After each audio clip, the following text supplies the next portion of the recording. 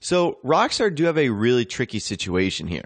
They're going to be adding vehicles into the game that you can find off the street and bring in the LSC. But when they add them to the website, how are they going to function on the street? And for that matter, how are they also going to function in things like Simeon's vehicle importing and exporting? Are they just going to remain the same?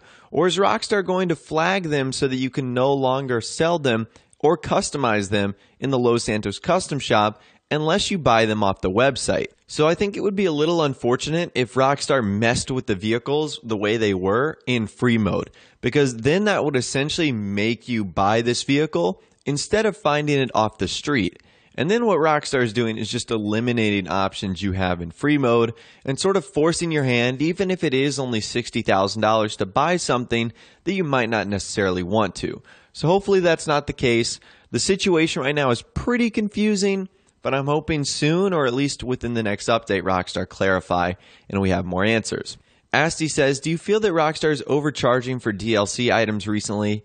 Things such as the Deluxo being nearly $5,000, which is essentially over half an $8 million shark card. That's over, I think for dollars, that would be like $55 or something like that. Welcome to 2018 and welcome to why so many people are upset with Rockstar. Yeah, the items in the game are really expensive, and the values of shark cards don't equal what I feel like they should. So this has been a problem since day one. Rockstar have made their items really expensive in online, and what they haven't done is made the price of shark cards, I guess, sort of represent fairly, how much money you're spending versus how much currency you're getting in game. Now, they try and help you out with bonuses and discounts, but yeah, this has been this way for a while, with Rockstar sort of overcharging for items in game. Alexander says, do you think there will be more futuristic weapons and vehicles to come in the near future update? Yes, Rockstar have the weirdest obsession with like futuristic hypercars that don't exist right now, futuristic looking clothing. It would be really cool if they added futuristic weapons into the game like the railgun. That's a cool opportunity. But yes, Rockstar are obsessed with rocket powered stuff, futuristic electric supercars and hypercars. So I can almost guarantee you that more stuff like that looks like it's from Blade Runner 2049 is going to be added in a future update. Melvin Robbins says, in the next update, who could the perfect candidate be to lead us through the consolidation of our businesses? Could it just be our executive assistant, a character that has already led us once or twice, someone new, or just ourselves? So I definitely don't think it's going to be just ourselves. I also don't think it's going to be someone who's already led us, like Agent 14. It might be the executive assistant because they led us through the import-export stuff, but I wish it was someone new. So probably the coolest instance of this happening was in the Bikers update, when Malcolm from the Lost MC Motorcycle Club from GTA 4 just shows up and leads you through your business. That was a really cool cameo appearance. So I'd love it if someone from maybe GTA Vice City, San Andreas, GTA 4 appears to sort of just lead us on through this consolidation of businesses. That would be awesome, or at least at a minimum, someone new from GTA 5. I'm not sure who that could be, but a story mode character would be awesome to see. All right, I'm going to be answering these questions back to back because I think they make sense back to back. This first one comes from Callum. He says, do you think Rockstar will ever open Simeon's dealership? I think it could go really well with a tuners update. And then Henry Goose says, do you think we will have a new website available for us to buy new cars if the next update is Midnight Club? So the only way I could see Rockstar adding a new body shop or modification shop for cars and vehicles into the game is if they do add a new website. And even for something like a Midnight Club update, I'm kind of thinking like, would they actually use a new website, or would they continue to use something like Benny's? Because we've seen Benny's do tuner-styled Midnight Club vehicles in the past. So if that's the case, I think the vehicles would just go on Benny's. It would kind of be the revival of Benny's since it's been dead for a couple of years now. And then, of course, you would just modify them at Benny's shop. Although there are a handful of new mod shops in the game that could be used, like Hayes Automotive, Auto Exotic Shop near the casino.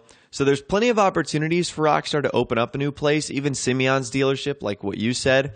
So I think that would be cool, but knowing Rockstar, they'd probably just add them to Benny's and then you would customize them there as well. King Asti says, do you think that Rockstar will ever stop updating in the fear of GTA 5 losing its user base to other competing games? So this is actually a really good question, and it kind of makes you think of what other games are doing right now. So think of something like Fortnite that's getting weekly updates. I'd say one of the handful of reasons why Fortnite is so successful is the fact that it is updated like on a weekly basis with new content. And that is kind of a good point for GTA 5. What's going to happen to it when there's no longer the promise of, well, you're going to be getting weekly updates? So I think at a minimum, Rockstar is always going to continue to do the weekly events. So doing like bonuses, discounts, and sales, even if we don't get new content. I really do believe that Rockstar is going to try and keep Grand Theft Auto Online alive as long as possible, even with RDR2 out. Now, whether or not that's going to work or not, that's yet to be seen. But I think that is their objective. Keep Grand Theft Auto Online alive, but keep RDR2 and its multiplayer the main focus, which is definitely going to be interesting. So we'll have to see how that is going to play out for Rockstar. Up next, we have a question from Just Turned 16 who said, are we going to see supercars that are over $3 million? Most likely, we're getting pretty close. Is the X80 Proto still the most expensive? If not, I think like the Entity XXR became the most expensive. Either way, supercars are getting really pricey, or it might be the Tesseract that's the most expensive now. And yeah, it honestly wouldn't shock me if we saw a supercar that's over $3 million. We're supposed to get a new vehicle in the next update called the Terabyte. And to me, that sounds like an electric supercar or super bike. If it's something like the new Tesla Roadster, I could easily see that being $3 million just because Rockstar knows how much people love those Tesla cars. And they know that people would ultimately buy it, especially with that Tesla name. So yes, I could very easily see, especially in the next update, because I think it's going to be so expensive, a $3 million supercar. VGMS says, and speaking of that, do you think this next DLC will be the most expensive one ever? So I kind of covered this in full detail in a video I did the other day. But yes, I believe the next update in Grand Theft Auto Online, the Summer 2018 DLC, will be the most expensive. I feel like there's so many things that are working for this update to be the priciest one ever. You know, the last one before RDR2, the Summer, you know, Rockstar getting more and more pricey as things go along. So yes, long story short, I think this is going to be the most expensive update of all time. Rage says, since we know that big DLCs typically require 3 or 4 weeks of QA beta testing, do you think we'll see the QA beta branch update in the next couple of weeks? Yeah, we probably will. Probably sometime towards the end of May, maybe like the second to last week of May. We're going to see the QA beta branch start to update. And if we do, if it's a big update, we know we're about 3 or 4 weeks away from the next DLC arriving in the game. So yeah, we're going to be on the lookout for that soon. It hasn't happened yet, but I'm imagining it will happen pretty soon. Dan Dillon says, do you think that there's a possibility that the lost relic Rockstar said is maybe a horse that we have to look for and use as a vehicle and a steed? So in theory, this sounds awesome. I'm imagining just finding like a pristine horse chilling in the woods or a cave, chewing on some carrots and sugar cubes that's just been alive for, 126 years. But I think that may not make sense. Horses don't live that long. So unless we get like a ghost horse, which would actually be awesome, by the way. I'm kind of getting like Ghost Rider vibes, but for horses.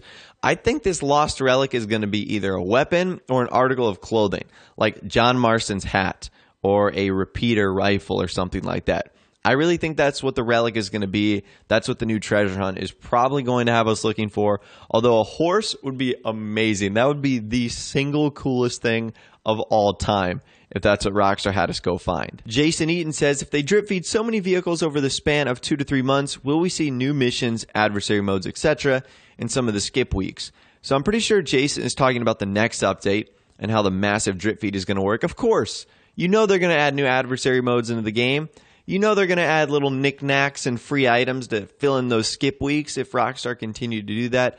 So yes, Jason, expect lots of cars in the drip feed, lots of adversary modes, and lots of little things to keep us sort of occupied and entertained along the way. Nick Rowan says, do you think we'll get a boat storage area or mod shop? If we get a water-based DLC, I would certainly hope so. I feel like it would be really cool to not only store boats and Pegasus Aqua vehicles, but also modify them too.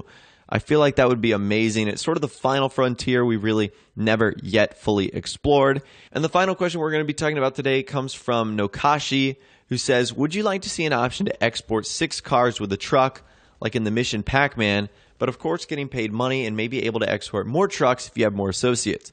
So what this person's asking is having an import-export update that features like the truck from the single-player mission with all those cars on the back. Yes, yes, yes. That would be amazing, especially if it had you going from like the longest part of the map ever. But you would get like a $3 million payout for exporting those 6 cars. Yes, I think that would be awesome. Those are the type of really cool missions that I'd love Rockstar to add.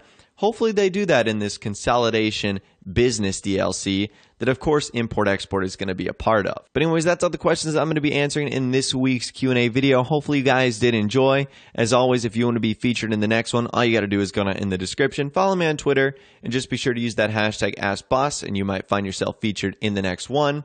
If you did go on to enjoy this video, though, a like rating would, of course, be awesome. And also subscribe to my YouTube channel if you are new. We like daily GTA 5 videos like this. With all the way, guys, like I said, thanks so much for watching. Take care, and I'll see you guys in the next video.